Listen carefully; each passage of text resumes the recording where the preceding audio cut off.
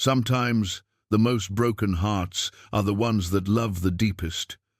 Sometimes salvation comes wrapped in betrayal and buried beneath snow. In the far reaches of Nordfjord, warrior Jorund waited for his bride Signe, a woman sent to unite their clans through marriage. When she never arrived, he searched the frozen wasteland and found her dying in the snow. Her escorts had abandoned her after hearing stories of his violent past. Now Signe lies near death, while Jorund's own people call him a beast, unworthy of love. As he fights to save her life, he must also battle the demons of his reputation and prove that even the most feared warrior can have a gentle heart. But could a love born from rescue become the redemption both their souls desperately needed? Before we jump back in, tell us where you're tuning in from, and if this story touches you, make sure you're subscribed, because tomorrow I've saved something extra special for you. The winter winds of Nordfjord carried stories as sharp as blades, and none cut deeper than those whispered about Jorund Ironwolf. In the great hall of his settlement, where smoke from the central fire mingled with the breath of 30 souls, his war axe hung above the carved throne, a weapon that had tasted the blood of more men than the village could count. The axe bore the marks of his grandfather's battles, his father's conquests, and now his own terrible legacy. Jorund stood at the hall's entrance, his massive frame filling the doorway as he watched the horizon for riders that should have come 3 days past. Snow fell in thick curtains across the fjord, each flake adding weight to the silence that had settled over his heart. At 6.5 feet tall, with shoulders broad enough to carry a fallen ox, he commanded respect through presence alone. His dark hair, streaked with premature silver from years of warfare, hung loose around a face marked by scars that told stories he wished he could forget. "Still no sign of them, my lord," said Bjorn, the settlement's elder, approaching with careful steps. The old man's weathered hands clutched a walking stick carved from whalebone, and his grey eyes held the wisdom of 7 decades spent reading the moods of both sea and sky. "Perhaps the southern roads are blocked by the storm." Jorund's jaw tightened. The Eriksson clan has travelled these paths for generations. A storm would not stop them unless— he left the thought unfinished. But both men knew what lay unspoken. Unless something worse than weather had found them. The arranged marriage between Jorund and Signe Eriksdottir had been negotiated during the harvest season, when the northern and southern clans gathered to trade grain for iron, furs for silver. It was a union born of necessity rather than affection. The Ironwolf clan controlled the richest fishing grounds along the coast, while the Erikssons commanded vast farmlands in the warmer valleys to the south. Together, their alliance would create a power that could withstand the growing threats from rival clans and foreign raiders. Jorund had agreed to the match despite his reservations. At 32, he had buried 2 wives already, one to childbirth fever, another to a raiding party that had struck while he was away at war. Love, he had learned, was a luxury that men like him could ill afford. But duty to his people came before personal desires, and if this marriage brought peace and prosperity to Nordfjord, then he would honor it. "Tell me again what her father said about her," Jorund requested, though he had heard Bjorn's account countless times. The elder's eyes softened with memory. Eric Greybeard spoke of her as a woman of unusual spirit. 24 summers old, skilled in herb lore and healing arts, he said she could gentle the most stubborn horse with patience, and that her voice could calm crying children to sleep. Hair like autumn wheat, eyes the color of deep forest moss. Bjorn paused, studying Jorund's face. "He also said she had requested to meet you before agreeing to the marriage." "And what did he tell her about me?" "Only that you were a man of honor who would protect her and provide well." Jorund turned away from the horizon, his expression darkening. "Nothing about the battles? The enemies I've made? The blood on these hands? What father would speak such things when arranging his daughter's future?" That was the crux of it, the careful omissions, the diplomatic half-truths that smoothed political alliances while leaving hearts vulnerable to harsh realities. Eric Greybeard had likely shared tales of Jorund's wealth and status, his fertile lands and strong defences. But had he mentioned the nickname whispered in enemy camps? Iron Wolf, they called him, for his relentless pursuit of those who wronged him and his ruthless efficiency in battle. The great hall buzzed with evening preparations as women tended cooking fires and men sharpened weapons or mended nets. Children played between the long tables, their laughter a bright counterpoint to the wind's mournful song. This was Jorund's world, a community of survivors who looked to him for protection and guidance. Under his leadership, they had prospered, while other settlements fell to raiders or starvation. "My lord," called Astrid from near the healing corner of the hall. The settlement's medicine woman was grinding herbs with practiced motions, her silver hair braided with small bones and coloured threads that marked her status as keeper of ancient knowledge. "The preparations for your bride are complete. Fresh linens, warming stones for the bedchamber, and I've prepared strengthening broths for after her journey." Jorund nodded his thanks, but anxiety gnawed at him like hunger. 3 days late. In winter travels, 3 days could mean the difference between life and death. As night deepened and the hall settled into evening rhythms, Jorund retreated to his private chambers, a space dominated by the massive bed he had built himself from oak timber, wide enough for two, but feeling vast and empty in his solitude. Furs from his hunts covered the sleeping platform, and iron braziers provided warmth against the stone walls. On a wooden chest near the window sat the bride gifts he had prepared. Silver arm rings, crafted by the settlement's finest metalsmith, a cloak of wolf fur, soft enough for a queen's shoulders, and a wooden comb carved with intricate knotwork. He lifted the comb, running his thumb along its smooth surface. Such a small thing to represent such large hopes. Would Signe appreciate the craftsmanship? Or would she see only another reminder of the brutal world she was entering? Would her hands tremble when he placed the marriage torque around her neck, sealing their bond before gods and witnesses? Sleep eluded him as the wind howled through gaps in the shutters. Somewhere beyond those dark mountains, a young woman traveled toward a fate she might not fully understand. If the stories about her were true, if she truly possessed the gentle nature her father claimed, then perhaps she could see past the fearsome reputation to the man beneath. Perhaps she could teach him to be worthy of something besides fear. But if the worst had happened, if raiders or weather or simple misfortune had claimed her life before they could even meet, then Jorund would carry that failure alongside all his other burdens. The northern clans would say it was his curse, that even the gods knew better than to grant happiness to a man with blood-soaked hands. Dawn came grey and bitter, with snow falling so thick it muffled sound and shortened sight to mere yards. Jorund stood in his doorway, studying the white world beyond his threshold. Today would mark the 4th day of waiting. Today, he decided, he would stop waiting and start searching. "Saddle my horse," he commanded a stable boy, "and prepare supplies for 3 days' travel." Bjorn approached as Jorund checked his gear, the war axe strapped across his back, his sword at his hip, thick furs to ward off killing cold. "My lord, surely you don't mean to venture out in this storm alone?" "I mean exactly that." Jorund's voice carried the finality of an avalanche. "She is my responsibility now, whether she lives or dies. I will not sit idle while she may be suffering. Take men with you, then. The southern passes are treacherous, and if raiders—" "No." Jorund swung into his saddle, his massive war horse snorting clouds of vapor in the frigid air. "If she lives, she will need to see that I came for her myself. If she is dead, then I alone will bear witness to that failure."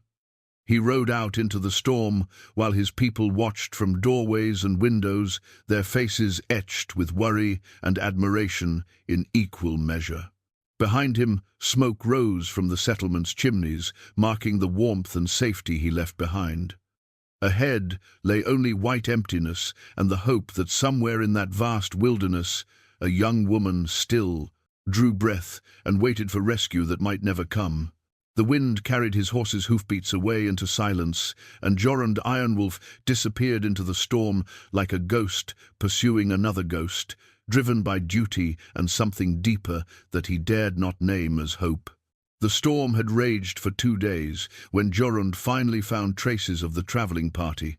Broken wheel spokes jutted from a snowdrift like the ribs of some massive beast, and scattered around them lay the debris of a journey interrupted, torn sacks of grain, a child's wooden toy, strips of leather that had once bound cargo to wagon beds. His horse stamped nervously as Jorund dismounted to examine the scene. The wind had scoured most tracks away, but his experienced eye could read the story written in snow and splinters. The wagon had broken down here probably 3 days ago, based on how deeply the debris lay buried. But where were the travelers? A splash of color caught his attention, red fabric fluttering weakly from beneath a fallen pine branch. Jorund's breath caught in his throat as he recognized the crimson wool, rich and fine, the kind worn by daughters of wealthy clans. With trembling hands he pulled the fabric free, revealing a woman's travel cloak, torn and stained with blood. "Signe," he whispered, her name torn away by the wind. Panic seized him then, a cold terror worse than any he had faced in battle. He began searching frantically, calling her name, digging through drifts with his bare hands until his fingers bled. The snow revealed more fragments of the journey, metal buckles, scraps of leather, a silver hairpin that gleamed like starlight against the white. But no bodies, no bones. Whatever had happened here, the people had left or been taken elsewhere.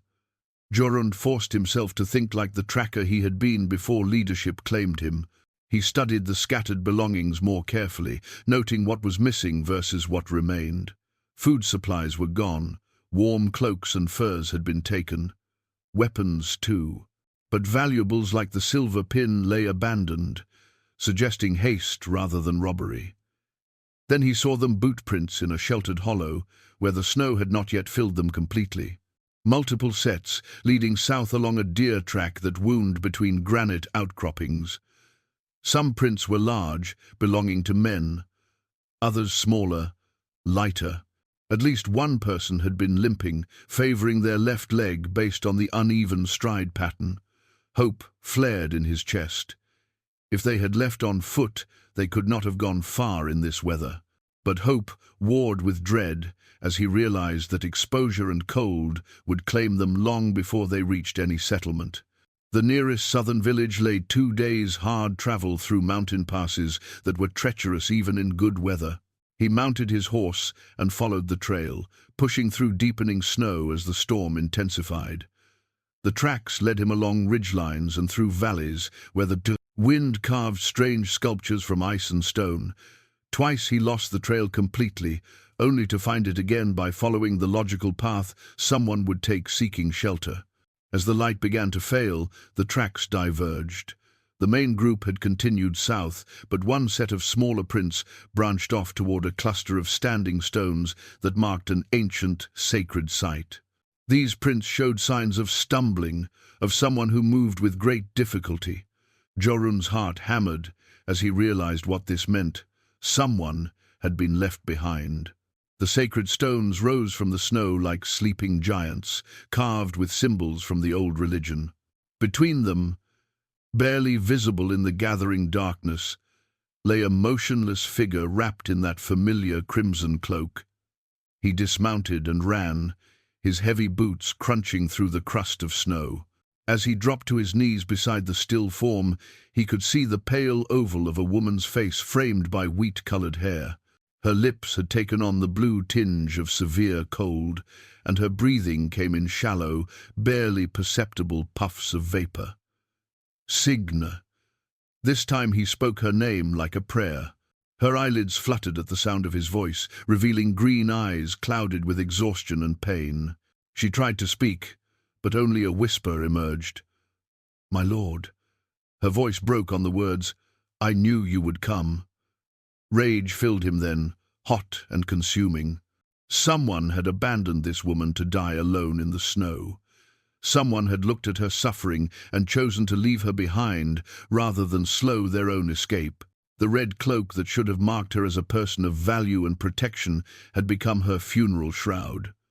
"Who did this to you?" he demanded, but she had already slipped back into unconsciousness. There was no time for questions now. Jorund gathered Signe into his arms, shocked by how light she felt, how fragile. Through the thick wool of her cloak, he could feel the alarming chill of her body, the way her limbs had gone slack with cold that ran bone deep. She needed warmth immediately, or she would die here among these ancient stones. He carried her to his horse, wrapping his own furs around her before lifting her onto the saddle in front of him. The animal snorted protests at the double burden, but Jorund urged it forward through the storm. Every moment counted now. The nearest shelter was a hunter's cabin he remembered from his youth, built into a rocky overhang, perhaps an hour's ride if the weather held.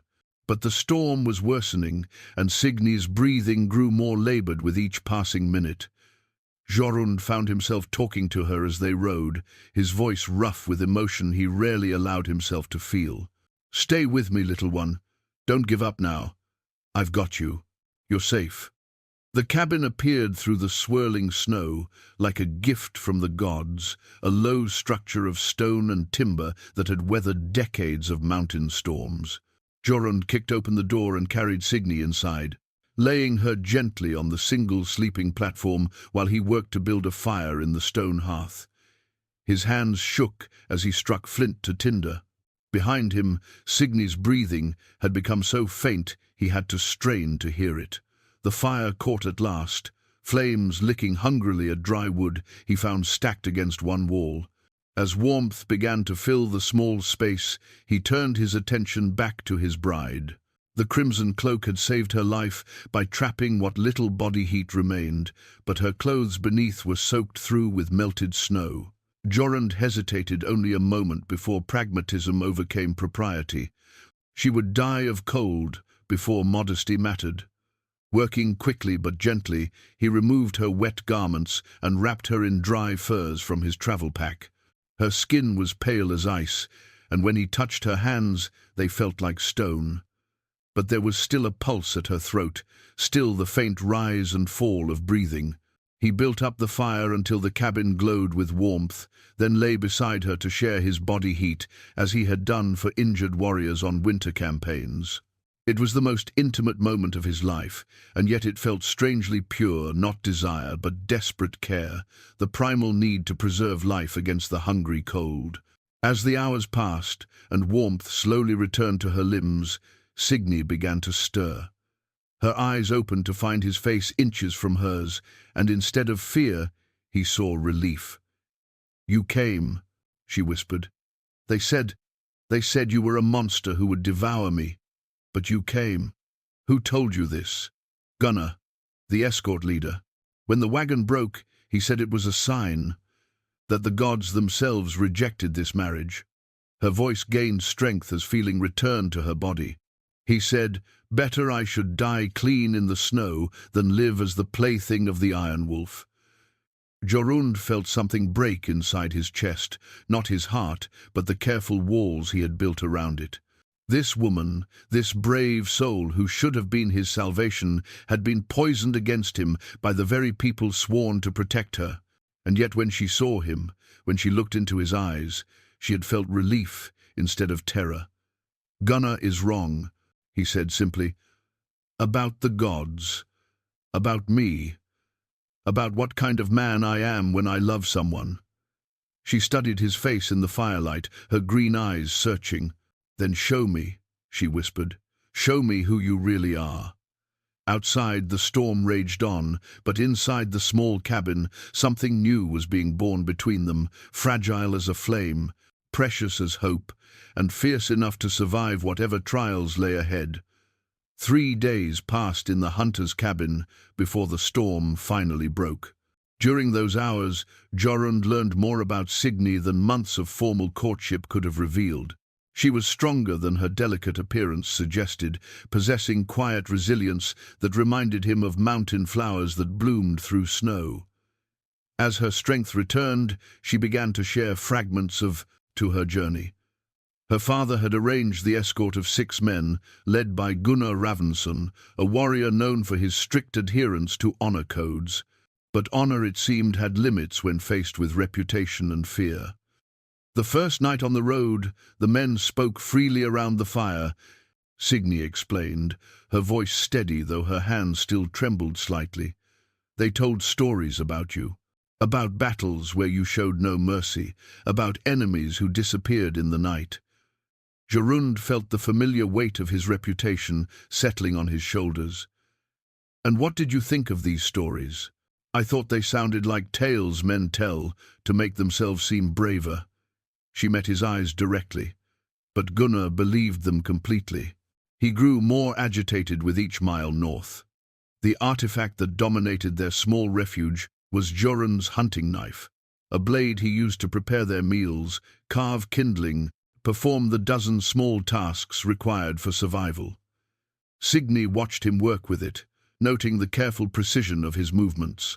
In his huge hands, the knife became an extension of will rather than a weapon of destruction. When the wagon wheel broke on that ridge, she continued, Gunnar saw it as divine intervention. He said the gods were warning us to turn back, that continuing north would bring disaster to both our clans. Her voice grew quiet. He wanted to leave immediately. I argued that we should send a messenger to your settlement, explain the delay. But he refused. Worse, he said you would see any delay as weakness, any request for aid as an insult. He painted you as a man whose pride was more dangerous than his sword. Signe wrapped the furs more tightly around herself. When I insisted we honor our agreement anyway, he grew angry. Said I was a fool girl who would doom everyone through stubborn naivety. Jorund could picture the scene clearly, a frightened man using authority to mask his cowardice, a young woman standing firm despite being outnumbered and far from home. The final argument came on our second night in the broken camp, Signe continued. I told Gunnar that my father's word was binding, that I would marry you regardless of stories and rumors. That's when he made his choice, her hands clenched into fists. He said if I was determined to throw my life away, I could do it alone. They took the horses, the supplies, everything except what I could carry. Directions to a village 2 days south through mountain passes. Jorund's voice carried deadly calm. In the middle of a winter storm. He said, if I was truly meant to survive this marriage, the gods would provide a way. She looked into the fire. I started walking south, as he suggested, but something made me turn back toward those standing stones. I thought if I was going to die, it should be somewhere sacred. And instead, you found me. Instead, I found you. She turned to study his face again. Tell me truly, Jorund Ironwolf, are you the monster they say you are? He was quiet for a long moment, feeding more wood to the fire. The hunting knife lay across his lap, its blade reflecting the dancing flames. When he finally spoke, his voice carried the weight of hard-won wisdom. I have killed many men, Signe. In battle, in defense of my people, sometimes in cold blood when they threatened what I was sworn to protect. I have made choices that haunt my sleep and decisions that stained my hands with blood that will never wash clean. He met her gaze steadily. But I have never harmed an innocent, never taken more than was needed. And the stories about you showing no mercy? Mercy is a luxury that can cost lives. When raiders come for your children, when enemies threaten your harvest, mercy to one can mean death to many. He lifted the knife, turning it so the light played along its edge. This blade has taken lives, yes, but it has also carved toys for children, prepared medicine for the sick. The knife is not evil, only the hand that guides it can choose between creation and destruction. Signe nodded slowly.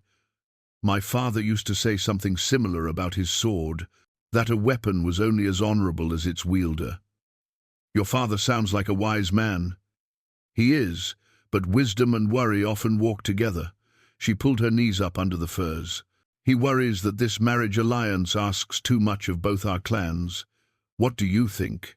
I think two people who choose to understand each other can build something stronger than fear or reputation. She smiled then, the first real smile he had seen from her. Outside, wind still whistled through the trees, but the sound had changed from the howl of active storm to the sigh of settling weather. Soon they would need to make the journey to his settlement, where Signe would meet his people and begin the process of becoming their lady.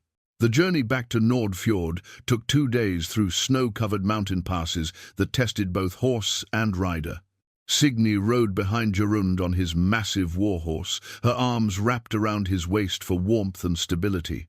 The crimson cloak, mended with careful stitches, fluttered like a banner of survival against the white landscape. On the second morning, they crested the final ridge, and Nordfjord spread below them, a collection of sturdy buildings clustered around a natural harbour where the fjord met the sea. Smoke rose from dozens of chimneys, and even from this distance they could see people moving between the structures, going about the business of daily life. "It's beautiful," Signe said softly, her breath forming clouds in the cold air.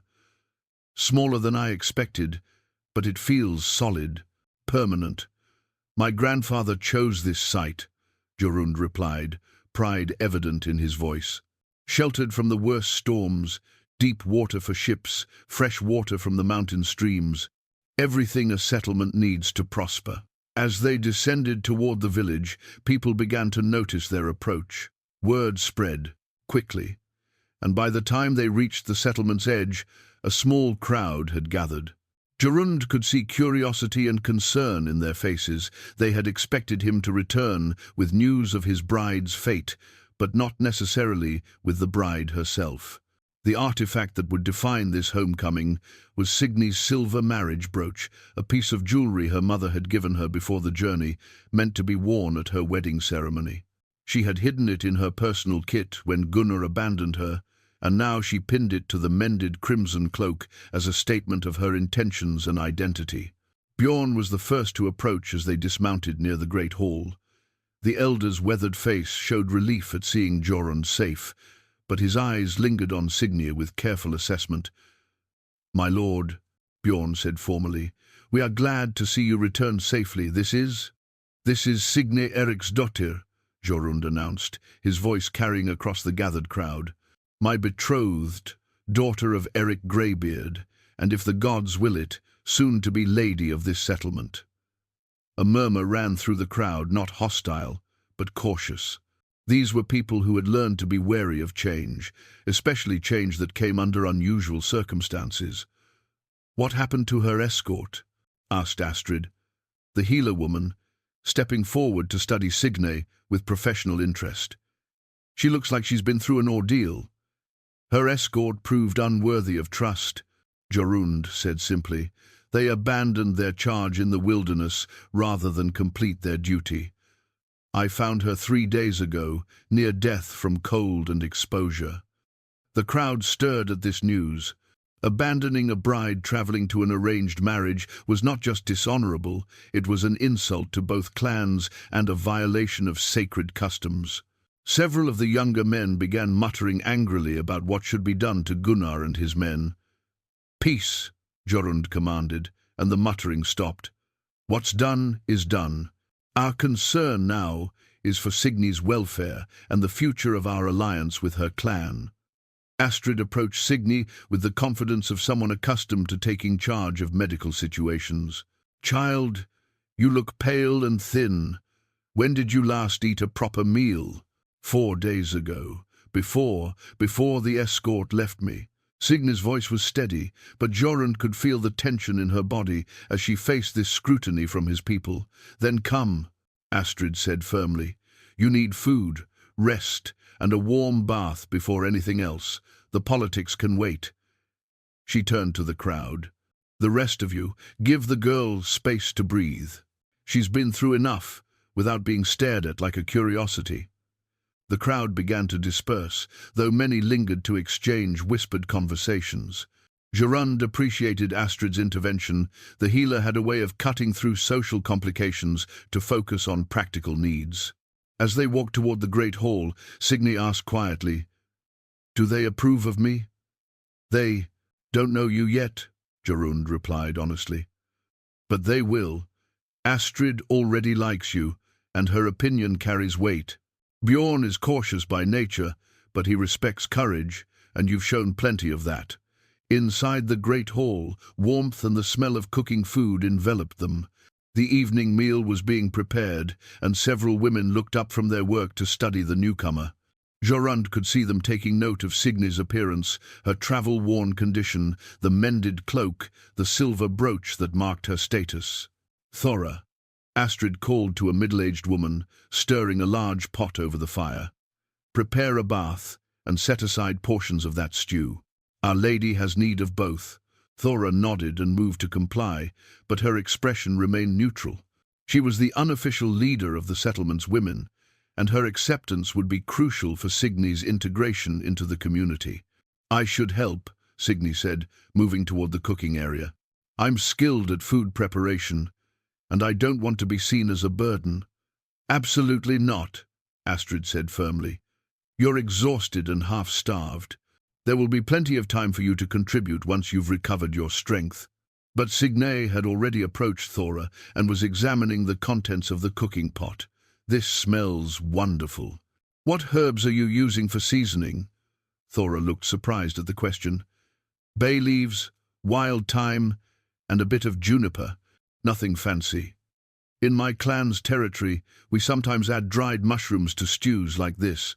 It gives a deeper flavor. Signe spoke respectfully, offering information rather than criticism. Perhaps I could show you the technique sometime, if you'd be interested. For the first time, Thora's expression warmed slightly. I'd like that. We're always looking for ways to improve our cooking, especially during the long winter months.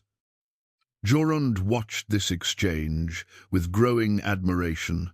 Signe was navigating the delicate social situation with remarkable skill, showing respect for existing customs while offering her own knowledge as a contribution rather than a replacement. Come, Astrid said, taking Signe's arm. Bath first, then food, then we'll find you proper clothes. Tomorrow will be soon enough to worry about impressing everyone. As they moved toward the bathing alcove, Jorund caught Signe's eye. She smiled at him, tired but determined, ready to face whatever challenges lay ahead. My lord, Bjorn said quietly, approaching as the women disappeared behind hanging curtains. She seems different than I expected. How so? Stronger? More practical? I had imagined a sheltered southern girl who would wilt at the first sign of hardship. The elder's eyes showed growing respect. But she survived abandonment in a blizzard, and now she's already trying to make herself useful. That speaks to character. It does, Jorund agreed. But there will be other tests ahead. Not everyone will be as easily won over as Astrid and Thora. True, Magnus Stormheart will certainly have opinions about this arrangement. Jorund's jaw tightened at the mention of Magnus, a rival within his own clan who had long questioned Jorund's leadership decisions. Magnus commanded respect as a warrior and had his own supporters among the younger men who sometimes chafed under Jorund's more measured approach to conflict. Magnus will have to accept what has been decided, Jorund said firmly. This marriage serves the good of our people, regardless of his personal feelings. And if he challenges that decision, then he'll learn why I'm called Iron Wolf and why that reputation exists for good reason. Outside the great hall, night was falling over Nordfjord, and with it came the sounds of a community settling into evening routines. Tomorrow would bring new challenges, as Signe began the complex process of earning acceptance from people who had learned to be suspicious of outsiders. But tonight, she was safe, warm, and beginning to find her place in the world that would become her home. The silver brooch on her cloak caught the firelight as she moved, a symbol of her determination to honor the marriage alliance despite everything that had tried to prevent it. The crimson cloak hung drying near the fire, its tears mended and its stains fading, transformed from a symbol of abandonment into a banner of resilience and hope. 3 weeks passed as Signe found her rhythm in Nordfjord life. She rose each dawn to help with morning preparations, worked alongside the women during the day, and spent evenings learning the settlement's customs and histories. Gradually, she earned acceptance through small acts of competence and kindness. The artifact that would define this period was Signe's herb pouch, a leather bag filled with medicinal plants and healing knowledge from her southern clan.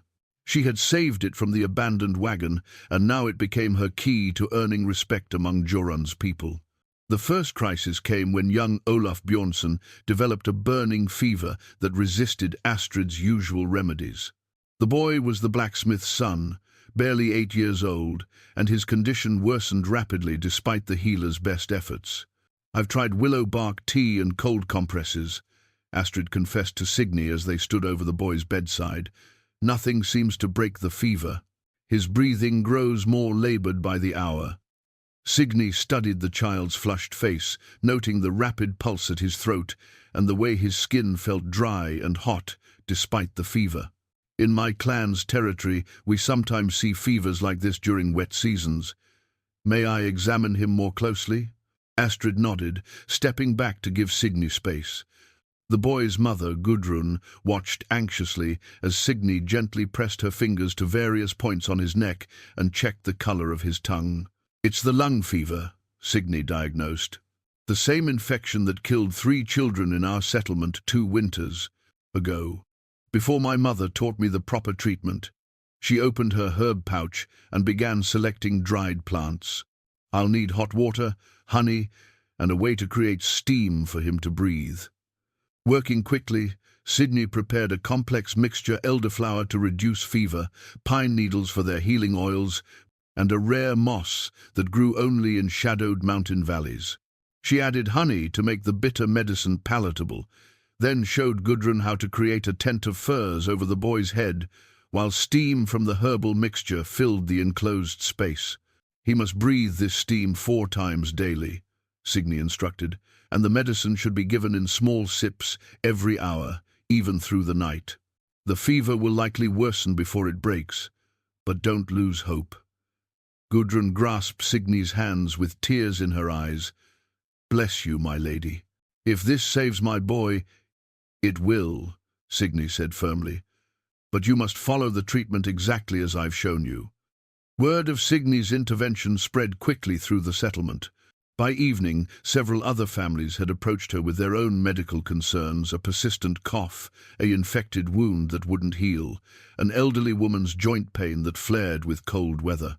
"You're building quite a reputation," Jorund observed, as they walked together along the harbor at sunset. The winter ice was beginning to break up, creating channels of dark water between white flows. "Astrid seems impressed with your knowledge." "My mother was the finest healer in our region," Signe replied. "She insisted I learn not just the recipes, but the reasoning behind each treatment. Understanding why a remedy works is more valuable than simply knowing what to mix together." "And young Olaf, how confident are you about his recovery?" "Very confident. I've treated this illness before, and caught it early enough. He should be back to normal within a week." She pulled her cloak tighter against the salt-tinged wind. "Your people have been kind to me, Jorund. More accepting than I dared hope. Most of them, perhaps, but not all." As if summoned by his words, Magnus Stormheart emerged from behind a row of drying nets, flanked by 2 younger warriors. Magnus was nearly as large as Jorund, with the kind of battle-scarred features that spoke of many violent encounters. His pale blue eyes held a coldness that had nothing to do with the weather. "Lord Jorund," Magnus said, his tone formally respectful but carrying an undercurrent of challenge. "I see you're showing our new guest the settlement's defenses." "I'm showing my betrothed her new home," Jorund corrected, his voice level but warning. "Is there something you need, Magnus?" "Only to express my concerns about this hasty arrangement." Magnus's gaze shifted to Signe, studying her with unconcealed skepticism. A bride who arrives under such strange circumstances, without proper escort or ceremony. Some might question whether the gods approve of this union. "Signe," felt tension radiating from Jorund, but she stepped forward before he could respond. "You're right to be cautious, Magnus Stormheart. A settlement's strength depends on wise leadership that considers all possibilities." Magnus looked surprised at being addressed directly and with such calm reasoning. "You know my name. I've made it my business to learn about everyone here. You're the finest sword fighter in Nordfjord, trainer of the younger warriors, and a man whose opinion carries weight. If you have concerns about my presence, I would prefer to hear them directly rather than whispered behind closed doors." The boldness of her approach clearly caught Magnus off guard. He had expected either submission or defiance, not this measured invitation to honest dialogue. "Very well," he said after a moment. "I question the wisdom of binding our clan to southern farmers through marriage. We are seafaring people, raiders and traders who take strength from the ocean. What can a land-bound woman offer us except weakness and complications?" "You're asking what value I bring beyond political alliance," Signe said thoughtfully. "That's fair. I offer knowledge of healing arts that saved young Olaf's life today and may save others in the future. I bring connections to trade routes that could bring grain and ironwork to supplement your fishing economy. And I carry skills in preservation and food preparation that could help your stores last longer through harsh winters." Magnus's expression remained skeptical. "Pretty words, but untested promises. Talk of healing herbs and trade connections means little when raiders come calling or winter storms destroy fishing boats." "You're absolutely right," Signe agreed, surprising him again. "Words without action are worthless. But consider this: I survived abandonment in a blizzard through knowledge and determination. I've already proven I won't break under pressure. Give me time to show what I can contribute before deciding I'm a liability." One of Magnus's companions, a young warrior named Eric Shortbeard, spoke up. "What if you're a spy sent to learn our weaknesses for your clan's benefit?" Signe laughed, a genuine sound free of mockery. "If I were a spy, don't you think I'd have arranged a more dignified arrival? Coming here half-frozen and abandoned hardly establishes me as a master of deception." Even Magnus cracked a slight smile at that logic. "You speak more sensibly than I expected," he admitted. "But words are still just words." "Then judge me by actions," Signe challenged. "What test would convince you of my commitment to Nordfjord's welfare?" Magnus exchanged glances with his companions, clearly not having expected the conversation to take this turn. "The ice fishing contest next week," he said finally. "It's a test of skill, endurance, and knowledge of our waters. If you can prove yourself there, among our people's traditional activities, perhaps some doubts would be settled." "Ice fishing?" Signe looked genuinely intrigued. "I've never tried that particular skill, but I'm willing to learn if someone will teach me." "The Lord's bride, working alongside common fishermen?" Eric Shortbeard looked scandalized. "It's not proper. Proper is what serves the community best," Signe replied firmly. "If learning your ways helps me better understand the challenges you face, then it's not only proper, but necessary." Jorund had remained silent through this exchange, allowing Signe to handle the confrontation in her own way. Now he stepped closer to her, his presence a subtle reminder of his protection and support. "The ice fishing contest it is," he said. "I'll teach her myself, if Magnus agrees to judge fairly." Magnus nodded slowly. "Agreed. But understand, my lady, this won't be a gentle lesson for a delicate southern flower. Ice fishing is hard work, cold work, dangerous work. Men have died doing it badly." "Then I'll have to do it well," Signe said simply. As Magnus and his companions walked away, Jorund turned to Signe with admiration clear in his eyes. "That was skillfully handled. You turned a confrontation into a challenge, and a challenge into an opportunity. My father taught me that opposition often springs from fear of the unknown. Give people a chance to see what you're truly made of, and most reasonable ones will judge accordingly." She watched Magnus's retreating figure. "He's not unreasonable, just protective." I can respect that.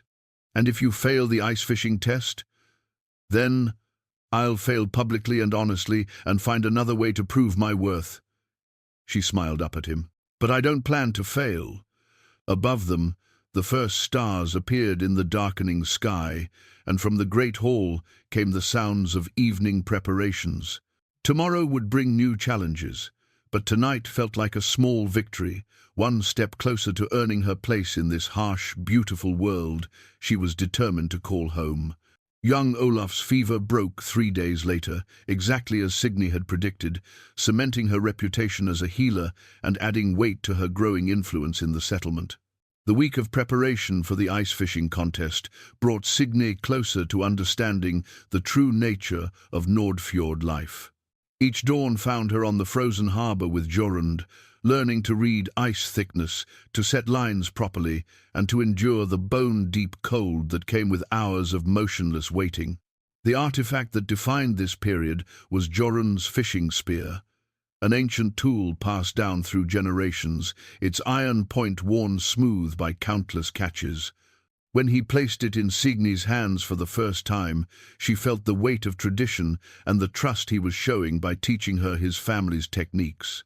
"The secret isn't in the strength of your throw," Jorund explained as they knelt beside holes cut through 2 feet of solid ice. "It's in reading the water, understanding how fish move in winter, knowing when to be patient and when to strike." Signe's hands were numb despite thick mittens, and her back ached from crouching over the fishing holes, but she forced herself to focus on his instruction. Around them, other fishermen worked their own sections of ice, some glancing over with curiosity at the unusual sight of their lord teaching his bride such common skills. "There," Jorund whispered, pointing into the dark water below. "See the shadow moving along the bottom? That's a good-sized cod, probably following the smaller fish that gather near the ice." Signe strained to see what he described, gradually learning to distinguish between moving shadows and tricks of light on the water. When she finally spotted her first fish, the excitement made her forget the cold entirely. "I see it, the silver flash, near that piece of seaweed. Now you understand why we do this," Jorund said with satisfaction. "It's not just about food, though that matters. It's about reading the natural world, becoming part of it instead of fighting against it." As the days passed, Signe found herself genuinely enjoying the challenge despite the physical discomfort. There was a meditative quality to ice fishing that reminded her of gathering herbs in quiet forests, the same need for patience, the same reward for careful observation. But the contest itself would test more than fishing skills. It was a social ritual, a way for the community to measure newcomers and reinforce bonds among established members. Magnus had made it clear that her performance would be seen as a reflection of her commitment to Nordfjord ways. "Are you nervous?" Astrid asked on the evening before the contest, as she and Signe prepared medicinal salves by firelight.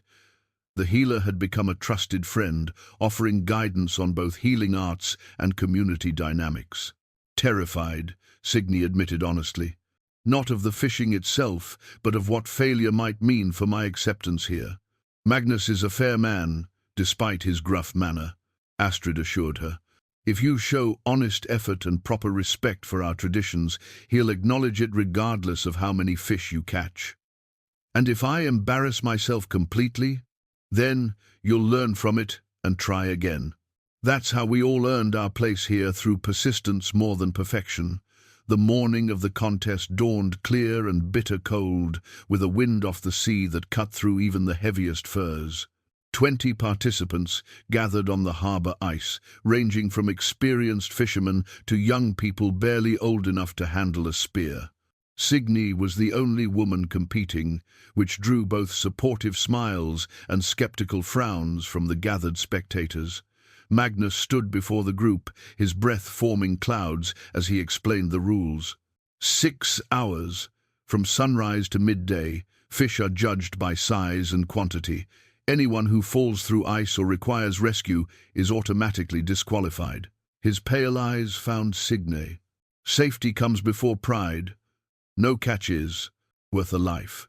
The participants spread across the frozen harbour, each claiming their chosen spot based on experience and strategy. Signe had selected an area Jorund recommended, slightly apart from the main group, where the water stayed deeper and larger fish might venture closer to shore. As she knelt beside her first fishing hole, spear ready, Signe felt the weight of observation from both participants and spectators. Young Olaf's mother, Gudrun, had come to watch, along with many other women whose children Signe had helped with various ailments. Their presence was encouraging, but also increased the pressure to perform well. The first hour passed slowly, with only scattered catches among the group. Signe missed 2 potential strikes, her timing still imperfect despite days of practice. But she remained calm, remembering Jorund's advice about patience and observation. In the second hour, she landed her first fish, a respectable-sized cod that drew approving nods from nearby competitors. The success boosted her confidence and helped her settle into the rhythm of the contest. By midday, when Magnus called time, Signe had caught 4 fish of decent size, not the highest count, but respectable enough to avoid embarrassment. More importantly, she had lasted the full 6 hours without complaint or assistance, earning grudging respect from participants who had expected her to quit early. "Well done," said Bjorn Ironbeard, one of the settlement's most experienced fishermen. "For someone learning our ways, you showed proper respect for the ice and the fish." Magnus approached as Signe gathered her equipment, his expression unreadable. The crowd fell quiet, waiting to hear his judgment on her performance. 4 fish, he announced, holding up her catch for all to see. Not the most, but caught fairly, and with skill that will improve with practice. He paused, meeting her eyes directly. "More importantly, you endured the full contest without special consideration or complaint. That speaks to character." Relief flooded through Signe, but she kept her expression composed. "Thank you for the opportunity to learn. I hope to participate again next year, with better results." "No doubt you will," Magnus said, and for the first time since her arrival, his tone held genuine warmth. "A woman who can survive abandonment in a blizzard and catch fish on her first contest has the strength Nordfjord needs." The crowd began to disperse, but several people approached Signe to offer congratulations or share fishing advice for future contests. She felt a shift in the community's attitude toward her, not complete acceptance yet, but acknowledgement that she belonged among them. "How do you feel?" Jorund asked, as they walked back toward the great hall, her 4 fish strung on a line between them. "Proud," Signe said simply. "Not of the fish count, but of proving I can learn your ways without losing who I am." "That's wisdom many never achieve," he replied. "The ability to adapt without surrendering your essential self." That evening, the fish from the contest were prepared as a communal feast, with each participant's catch contributing to the meal. As Signe helped prepare the food, working alongside women who had been reserved toward her just weeks before, she realized she had passed more than a fishing test. She had begun to earn something precious and rare, a place in a community that valued both strength and wisdom, both tradition and the courage to embrace necessary change. The fishing spear now rested in their shared quarters, no longer just Jorund's family heirloom, but a tool that connected Signe to the ancient rhythms of Nordfjord life. Tomorrow would bring new challenges, but tonight she could rest in the satisfaction of proving herself worthy of the trust her new people had placed in her. Outside, winter's grip was finally loosening, promising spring and the new life it would bring to both land and sea. Spring's arrival brought more than warming weather to Nordfjord. It brought visitors, and with them, revelations that would shake everything Signe thought she knew about her abandonment in the snow. The artifact that would define this turning point was a sealed letter, carried by a travel-worn messenger who arrived on a lathered horse, just as the morning catch was being unloaded at the harbour. The letter bore her father's seal, but the words inside would rewrite the story of betrayal she had lived with for months.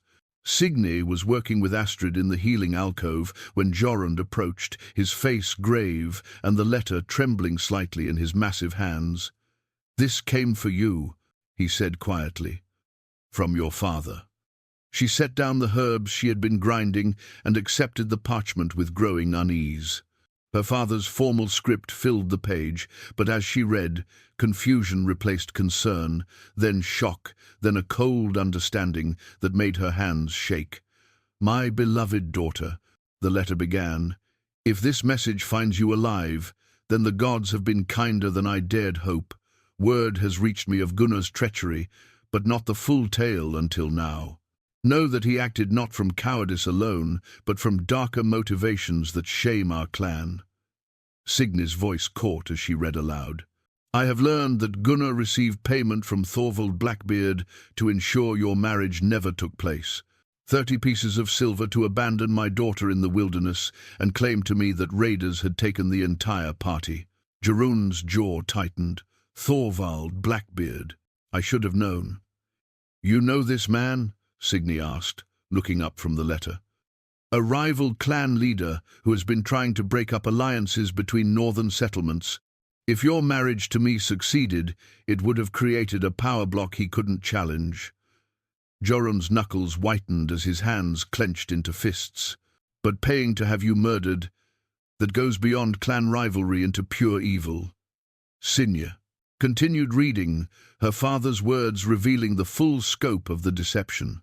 "Thorvald's plan was simple. With you dead and me believing you had been killed by raiders, I would blame Jorund's territory for failing to provide safe passage. The alliance would crumble, possibly leading to war between our clans, while Thorvald seized lands from both.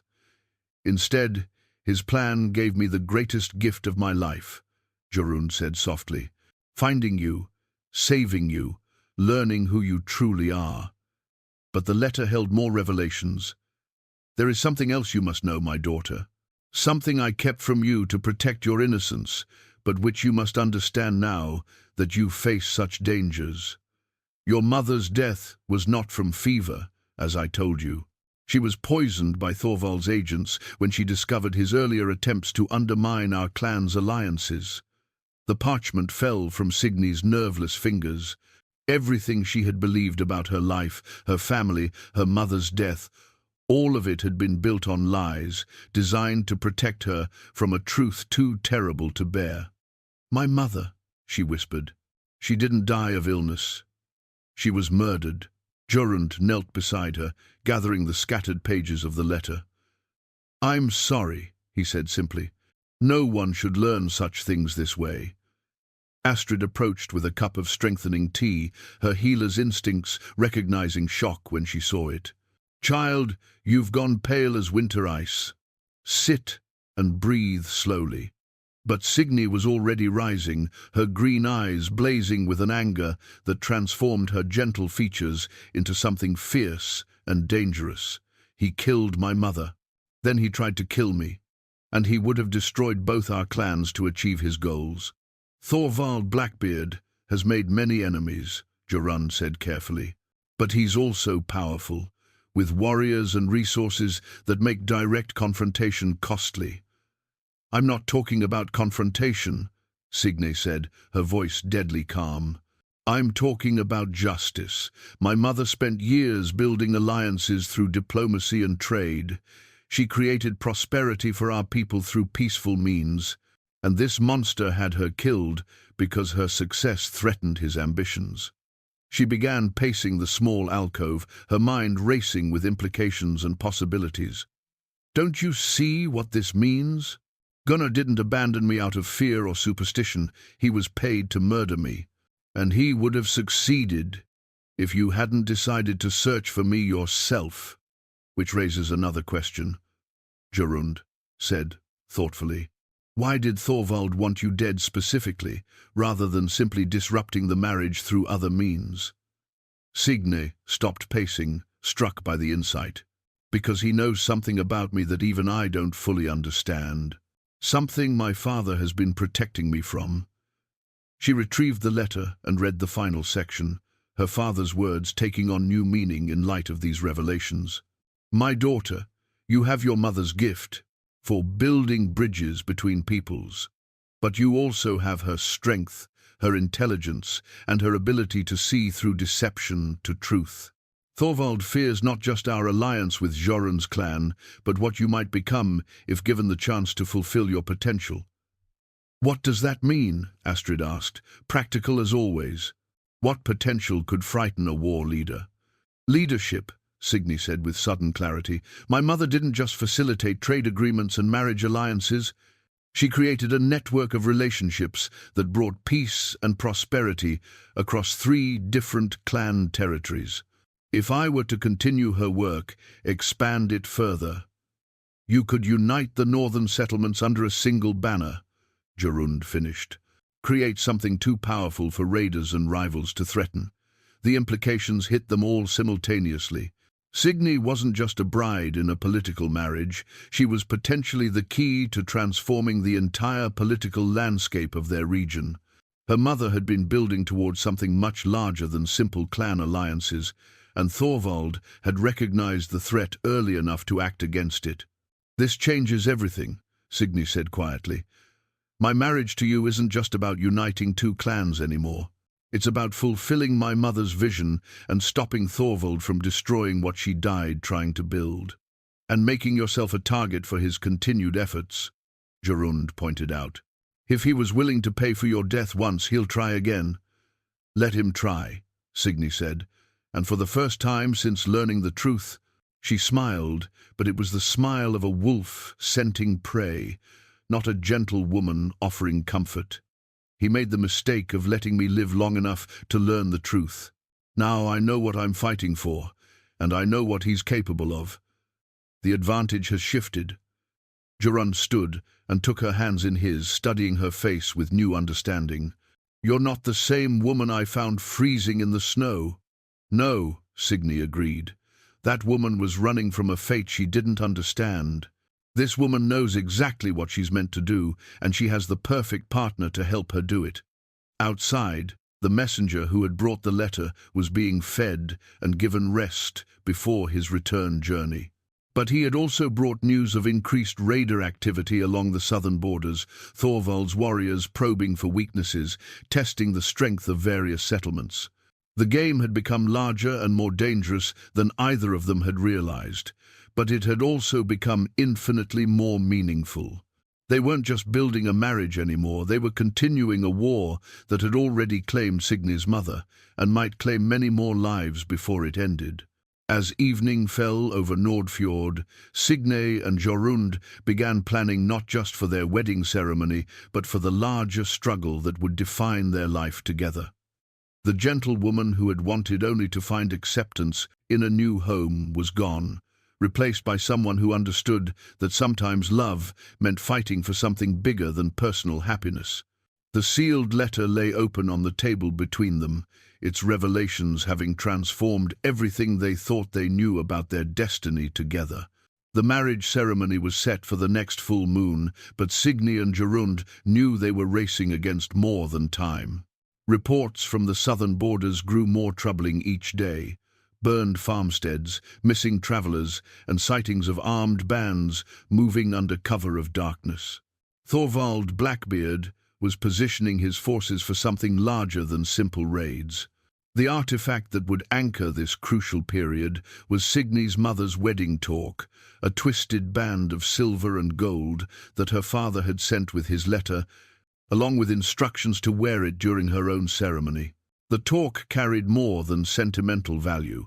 It bore the carved symbols of every clan that had joined her mother's peaceful alliance, making it a declaration of continued unity.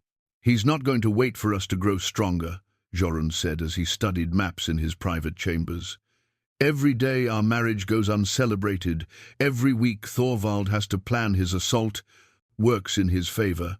Signe traced the alliance symbols on the torque with her fingertip, each mark representing families who had trusted her mother's vision of cooperation over conquest. Then we accelerate our timeline, send word to all clan leaders that the ceremony will take place in 5 days, not at the full moon. 5 days. The preparations alone will have to be simplified. This isn't about ceremony anymore, Jorund. It's about making our alliance official before Thorvald can prevent it. She looked up from the maps, her green eyes bright with determination. Once we're wed, any attack on either of our clans becomes an attack on both. That changes the military mathematics significantly. Bjorn entered the chamber carrying reports from the morning scouts. His weathered face showed worry lines that hadn't been there weeks earlier. "My lord, Lady Signe, the news isn't good." 3 more settlements reported strangers asking detailed questions about defenses and supply routes. "Reconnaissance," Jorund said grimly. "He's mapping our vulnerabilities before committing to attack." "There's more," Bjorn continued. "A merchant caravan was found burned 2 days' ride south. No survivors, but the cargo was left untouched. This wasn't robbery, it was a message." Signe stood and moved to the window, studying the bustling activity in the settlement below. People went about their daily tasks, unaware that their peaceful existence hung by increasingly fragile threads. Children played between the houses while their mothers prepared evening meals. Fishermen mended nets while craftsmen shaped tools from metal and wood. "We need to warn the other alliance clans," she said finally. "Not just about Thorvald's immediate threat, but about what we've learned regarding my mother's murder and his long-term goals." "Agreed," Jorund said, "but warnings alone won't be enough. We need to offer them something: concrete protection, shared resources, coordinated defense plans. And we need to do it in a way that demonstrates our united strength rather than our desperate circumstances." Signe turned back to face them. The wedding ceremony becomes more than a personal celebration. It becomes a gathering of allied clans, a show of force that proves Thorvald's isolation. Bjorn nodded slowly. "Dangerous, though. Bringing clan leaders together creates a tempting target for a coordinated attack." "True," Signe acknowledged. "But it also creates the largest concentration of allied warriors we're likely to see. If Thorvald wants a decisive confrontation, we give him one on our terms, in our territory, with our preparations complete." Over the next 2 days, messengers rode out to 7 different settlements carrying invitations that were also strategic communications. Each clan leader received not just notice of the accelerated wedding, but detailed intelligence about Thorvald's activities and an offer of mutual defense agreements that would extend far beyond the immediate crisis. The responses came back faster than expected, and more positive than Signe had dared hope. Clan leaders who had been hesitant about the marriage alliance suddenly understood the larger stakes involved. They had all lost people to mysterious raids and unexplained attacks over the past 2 years. Now they knew these weren't random acts of violence, but part of a coordinated campaign to weaken their ability to resist Thorvald's expansion. 6 clans have confirmed attendance, Astrid reported as she helped Signe prepare for the accelerated ceremony. That's nearly 200 warriors, plus families and support staff. And Thorvald's response to our increased activity? His scouts have been seen closer to our borders, but no direct moves yet. Magnus thinks he's waiting to see how many allies actually show up before deciding whether to attack or retreat. Signe nodded as Astrid arranged the silver torque around her neck. The weight of it felt significant, not just the physical presence of precious metal, but the responsibility it represented. Each carved symbol was a promise to honor her mother's work and protect the people who had trusted their vision of cooperative prosperity. "Are you ready for this?" Astrid asked gently. "Not just the ceremony, but everything it represents?" "I've been ready since the moment I learned the truth about my mother's death," Signe replied. "This marriage isn't just about love anymore, though I do love Jorund more than I thought possible. It's about justice for those who've been murdered, protection for those who are threatened, and hope for a future where children can grow up without fearing that cooperation makes them targets for violent men." The day before the ceremony brought the first clan delegations, tough, weather-beaten warriors and their families who had traveled hard to reach Nordfjord in time. Each arrival was both celebration and military reinforcement. as armed guards took positions around the settlement while their leaders conferred about defense strategies. Young Olaf, fully recovered from his fever and now completely devoted to Signe, appointed himself her unofficial herald, running between groups to relay messages and announce new arrivals. His enthusiasm was infectious, helping to maintain festive spirits despite the underlying tension.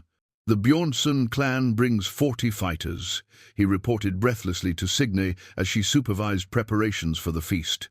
"And Eric Ironside says his ships can be here within hours if fighting starts." "Let's hope it doesn't come to that," Signe said, though she appreciated the readiness of their allies. "But it's good to know we have options." As evening approached, Jorund found her standing on the settlement's highest point, watching the approach routes for any signs of threat.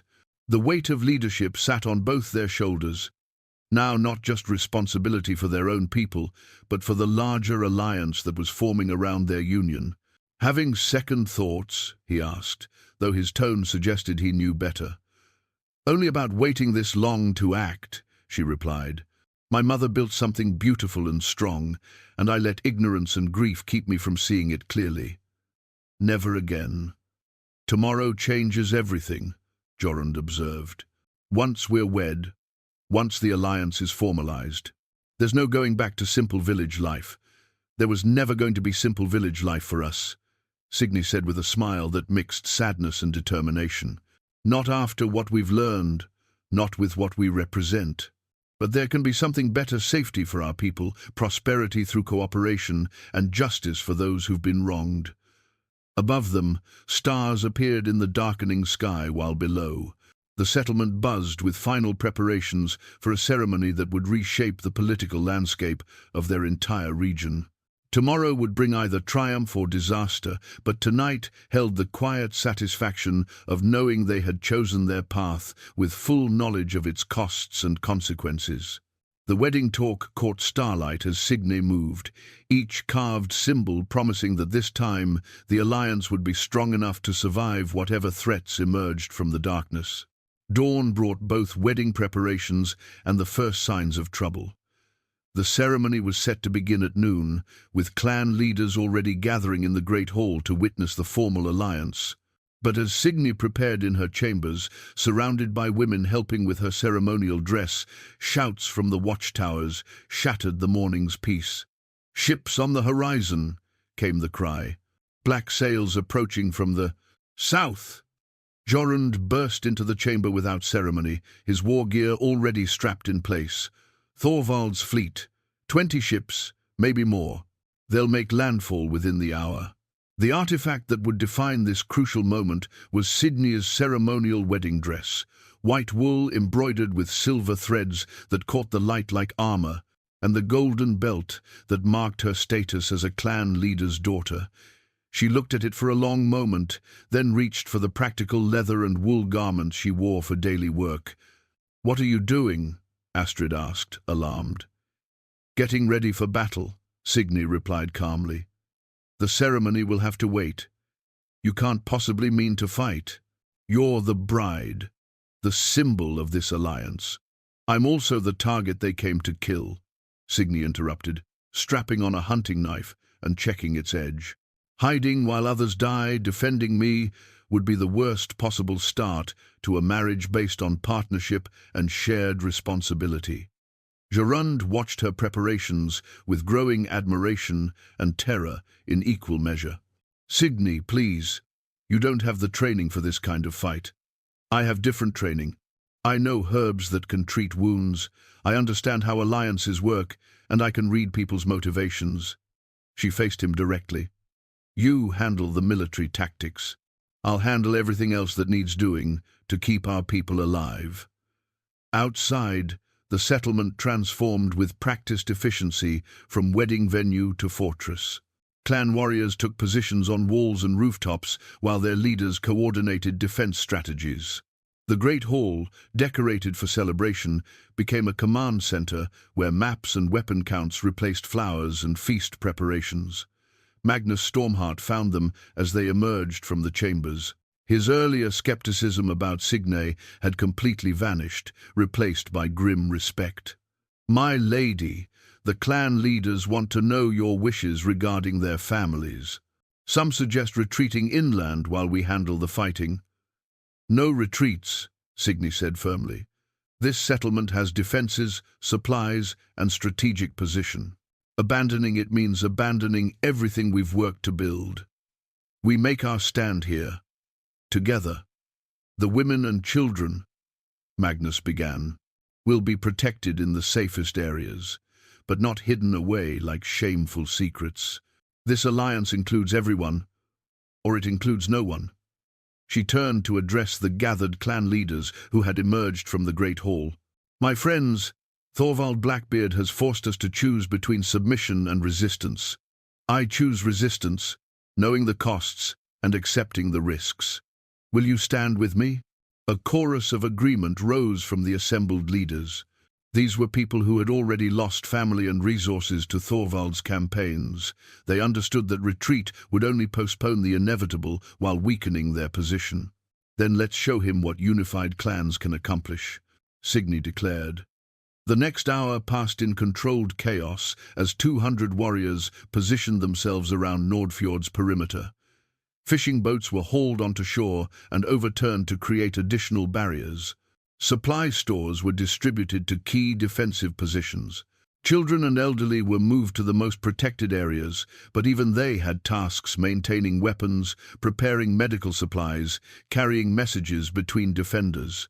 Signe found herself at the center of the activity, not as a helpless bride to be protected, but as a coordinator whose clear thinking and calm authority helped maximize their defensive preparations. She directed the placement of medical stations, organized supply distribution, and maintained communication between clan leaders whose warriors had never fought together before. Ships entering the harbor called a lookout from the highest tower. Thorvald's fleet was impressive, sleek warships designed for speed and intimidation, their black sails marked with the skull and crossed axes that had become symbols of terror throughout the region. But as they approached the shore, they found not a panicked settlement ripe for plunder, but a fortress bristling with weapons and defended by warriors from multiple clans. The lead ship grounded on the beach, and from it stepped a figure that commanded attention even at distance. Thorvald Blackbeard was everything his reputation promised. Massive, scarred, carrying himself with the confidence of someone accustomed to having others yield before his presence. Jorund Ironwolf. His voice boomed across the water, amplified by the natural acoustics of the fjord. Send out the southern witch, and we'll make this quick. Signe started forward, but Jorund caught her arm. Don't give him what he wants. This isn't about single combat or negotiation, it's about power and intimidation. He called my mother a witch, Signe said quietly, but her voice carried deadly calm. And he's calling me one too. That tells me he fears what we represent more than who we are. She stepped onto the settlement's main platform, where her voice would carry clearly. Thorvald Blackbeard, you're trespassing on allied territory. State your business or depart. His laughter was harsh and mocking. My business is with you, daughter of the scheming bitch who thought she could remake the world with words instead of steel. Your mother learned the price of that delusion. Now you will too. My mother built prosperity through cooperation. You bring only destruction and fear. Which of us serves the gods' will better? The gods favor strength, Thorvald roared. And I am strength incarnate. Then prove it, Signe challenged. If your way is truly superior, you shouldn't need overwhelming numbers to defeat a handful of farmers and fishermen. Meet us as equals, and let skill decide the outcome. The challenge clearly surprised him. He had expected either cowering submission or desperate defiance, not this calm invitation to honorable combat. Around the harbor, his warriors looked to him for guidance, while the allied defenders waited with weapons ready. You think to dictate terms to me, girl? I think to offer you a choice, Signe replied. Honorable victory through fair combat, or the reputation of a coward who needs massive advantage to defeat opponents. Choose wisely, stories of this day will outlive us all. In the tense silence that followed, both sides recognized that the nature of the confrontation had shifted. This was no longer just about military conquest. It had become a test of competing philosophies, with honor and legacy as stakes alongside territory and lives. Thorvald's response came not in words, but in action. He raised his war axe above his head, and at the signal, his warriors poured from the ships like a black tide. But instead of the chaotic assault they had expected to face, they met organized resistance from defenders who knew their ground and fought with coordinated purpose. The artifact that would prove decisive in this moment was something unexpected, not a weapon or treasure, but a simple horn carved from whalebone that had been used for generations to coordinate fishing fleets during storms. Magnus Stormheart had remembered it during preparations, and now its clear, penetrating note rang across the battlefield to direct defensive movements. The battle began on the beach, where Thorvald's front ranks met a wall of shields and spears. But the real strategy became apparent. As the fighting developed, instead of trying to hold a static line, the Allied defenders used their knowledge of local terrain to channel attackers into predetermined killing zones. "Now!" Signe called from her position overlooking the harbour, and the horn sounded 3 sharp blasts. Suddenly, the seeming retreat of the front line revealed itself as tactical manoeuvring. Thorvald's warriors found themselves funneled between defensive positions where crossbow bolts and spear thrusts could strike from multiple angles. Jorund fought at the center of the heaviest combat, his war axe singing through the air as he carved through enemy ranks. But this wasn't the berserker rage that had earned him his fearsome reputation. This was controlled fury, directed by strategic thinking and motivated by protection rather than conquest. From her command position, Signe coordinated more than just military tactics. She directed wounded fighters to medical stations, organized ammunition resupply, and maintained communication between clan leaders whose forces were scattered across the defensive perimeter. Her healing knowledge proved as valuable as any weapon warriors who might have died from their wounds returned to fight after her quick treatment. "The eastern flank is wavering," reported a messenger, blood streaming from a cut on his forehead. Signe studied the battlefield, reading the flow of combat like a complex map. "Send 20 warriors from the reserve to reinforce them, but have them approach through the craftsman's quarter. They can strike the attackers from behind while appearing to retreat." The tactical complexity of the battle exceeded anything Thorvald had planned for. His forces were superior in raw numbers, but they faced defenders who fought with unified purpose, while he commanded various mercenary groups with different motivations and fighting styles. As the afternoon wore on, the tide began to turn. Thorvald's initial assault had been blunted, his casualties were mounting, and the promised easy victory had become a grinding conflict against opponents who refused to break. "Fall back to the ships!" Thorvald bellowed, his voice hoarse from shouting orders. "We'll burn them out!" But as his forces began withdrawing toward the harbour, they discovered that retreat could be as dangerous as advance. The same terrain features that had channeled their assault now worked against their withdrawal, while fresh defenders who had been held in reserve harried their flanks. It was then that Signe made the decision that would end the battle decisively. Instead of being content with repelling the attack, she chose to address the core issue directly. "I'm going down there," she announced, starting toward the harbour. "Absolutely not," Jorund called, deflecting a sword blow and driving his axe into his opponent's shield. "It's too dangerous." "This doesn't end until someone settles it permanently," Signe replied, already moving. "And that someone has to be me." She walked through the battlefield with calm purpose, her presence causing a gradual cessation of fighting as warriors from both sides recognized what was happening. By the time she reached the harbour's edge, an eerie quiet had fallen over the scene. Thorvald stood in the shallow water beside his lead ship, his massive form bloodied but unbowed. When he saw Signe approaching alone, his scarred features twisted into a mixture of rage and disbelief. "Come to surrender personally?" he mocked, though his breathing was labored and his left arm hung uselessly at his side. "Come to finish what you started when you murdered my mother," Signe replied. Her voice carried clearly across the water, ensuring that every warrior present could hear her words. "Your mother was a dreamer who thought she could change the nature of the world with pretty words and peaceful intentions. I showed her the futility of that belief. My mother built something that survived her death and grew stronger because of it. You've built nothing except fear, and fear dies with the one who creates it." Signe stepped into the water, closing the distance between them. "That's the difference between us, Thorvald. I create things that last. You destroy things that matter." "Brave words from a dead woman," he snarled, raising his war axe with his good arm. "Truthful words from someone who isn't afraid of death because she's already achieved. Something worth dying for," Signe corrected. Around them, the battlefield held its collective breath as the philosophical conflict that had driven all this violence came down to its essential confrontation: creation versus destruction, cooperation versus domination, hope versus fear. The horn sounded once more, but this time it wasn't a tactical signal.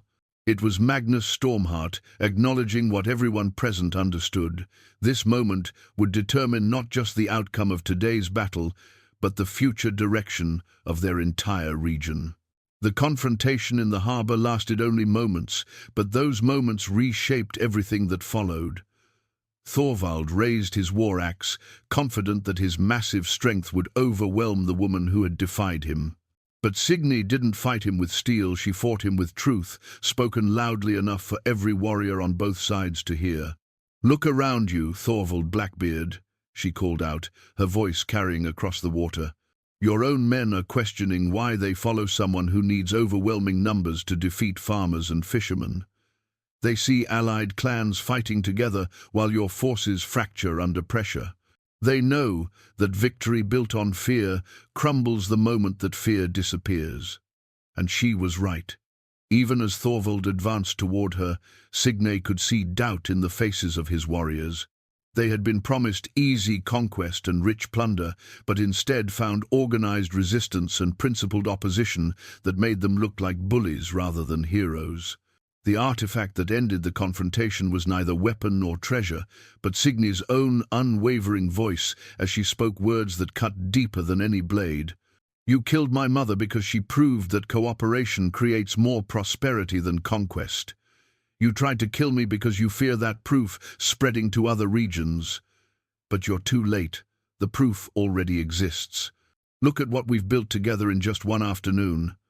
Thorvald's axe fell not because Signe struck him down, but because his own warriors began laying down their weapons. One by one, then in groups, they stepped back from the conflict as they recognized the futility of fighting for a cause that promised only destruction. "This isn't over," Thorvald snarled, but his voice lacked conviction. Around him, his fleet was already beginning to withdraw as ship captains recognized a lost cause. "You're right," Signe agreed. "It isn't over. But what continues isn't your war, it's my mother's vision of what our people can accomplish when they choose cooperation over conflict." As Thorvald's ships disappeared beyond the horizon, the battlefield transformed once again. Wounded warriors from both sides received treatment without regard to their original allegiance. Several of Thorvald's men, who had been too injured to retreat, found themselves being healed by the same people they had come to. Attack. The wedding ceremony took place 3 days later, after the dead had been honored and the wounded had been treated. The great hall, decorated with flowers that had somehow survived the battle, hosted not just a marriage, but the formal founding of an alliance that would reshape the region's political landscape. Signe wore the ceremonial white dress she had set aside for battle garments, but now it was embroidered with additional symbols, representations of each clan that had stood together during the fighting. The golden belt that marked her status had been joined by a silver chain carrying tokens from every family that had contributed to their victory. As Jorund placed the marriage torque around her neck, binding them before gods and witnesses, Signe felt the weight of her mother's legacy settling onto her shoulders alongside her own dreams and responsibilities. She was no longer just a bride seeking acceptance in a new home. She was the living continuation of a vision that valued creation over destruction. "What we've built here will spread," she whispered to Jorund during the ceremony. "Other regions, other clans, other people who are tired of living in fear. Together," he whispered back. "We'll build it together." The feast that followed celebrated more than a marriage. It celebrated the proof that different peoples could unite without losing their individual strengths. Stories were shared between clans, trade agreements were discussed, and plans were made for mutual defense against future threats. Young Olaf, fully recovered and more devoted than ever to the woman who had saved his life, appointed himself official recorder of the alliance. His careful drawings and earnest notes would become the foundation documents for what would eventually be known as the Northern Peace, a confederation that brought prosperity and security to thousands of families. As winter gave way to spring, and spring promised summer, Signe and Jorund found themselves at the center of a growing network of relationships that honored both practical cooperation and individual autonomy. The crimson cloak that had once marked abandonment and betrayal now hung in their chambers as a reminder that even the most terrible beginnings could lead to beautiful endings. Magnus Stormheart, his skepticism completely transformed into respect, became one of their strongest supporters. "I was wrong to doubt you," he told Signe during the spring festival that marked their first wedding anniversary. "You proved that strength comes not from what you can destroy, but from what you can build and protect." The herb pouch that had earned Signe her first acceptance now served dozens of settlements as she traveled throughout the region, sharing healing knowledge while strengthening political bonds. The fishing spear that had taught her Nordfjord traditions became a symbol of how newcomers could honor existing customs while contributing their own gifts. And the whalebone horn that had coordinated their defense, now called communities, together for celebration rather than battle, its voice carrying news of marriages, births, successful harvests, and peaceful trade agreements. On quiet evenings, when the settlement had settled into peaceful routines, Signe and Jorund would walk along the harbor where their love had been tested in blood and fire. The water that had once carried enemy ships now hosted fishing boats and trading vessels from allied settlements. "Do you ever wonder what would have happened if Gunnar hadn't abandoned you in the snow?" Jorund asked during one such walk. Signe considered the question, watching the sunset paint the fjord in shades of gold and crimson. "I think we would have had a pleasant political marriage that served both our clans adequately, but we never would have discovered what we could accomplish together when tested by real adversity." "So, you're grateful for the betrayal?" "I'm grateful for the strength it revealed in both of us," she corrected, "and for the proof it provided that love built through shared struggle can overcome anything that tries to destroy it." Above them, the first stars appeared in the darkening sky, and from the great hall came the sounds of evening preparations for another peaceful night, in a world where cooperation had proven stronger than conquest, and where love had triumphed not through avoiding conflict, but by transforming it into something larger and more beautiful than either had imagined possible alone.